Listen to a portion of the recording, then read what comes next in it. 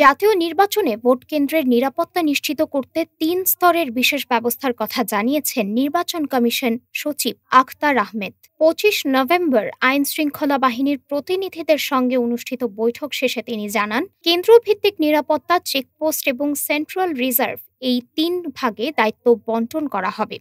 প্রথম দিন থেকেই আচরণবিধি কঠোরভাবে মানতে আইনশৃঙ্খলা বাহিনীকে নির্দেশ দেওয়া হয়েছে।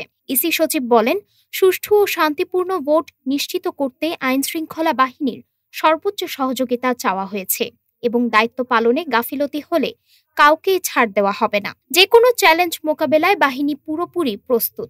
তিনি জানান, অপতথ্য ঠেকাতে এবং ডিজিটাল পরিবেশ সুরক্ষায় একটি সাইবার সিকিউরিটি সেল গঠন হবে। ঝুঁকিপূর্ণ কেন্দ্রগুলো চিহ্নিত করা হয়েছে।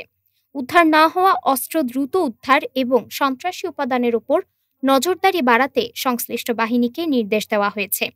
রাজনৈতিক দল কিংবা প্রার্থীর কাছ থেকে কোনো সুবিধা না নেওয়ার কঠোর নির্দেশনাও ইসি আইন শৃঙ্খলা বাহিনীকে দিয়েছে। আখতার আহমেদ জানান, সেনাবাহিনীর ম্যাজিস্ট্রেসি ক্ষমতা ২৮ ফেব্রুয়ারি পর্যন্ত বাড়ানো হয়েছে, তবে মোতায়েন সংক্রান্ত বিস্তারিত এখনও নির্ধারিত হয়নি।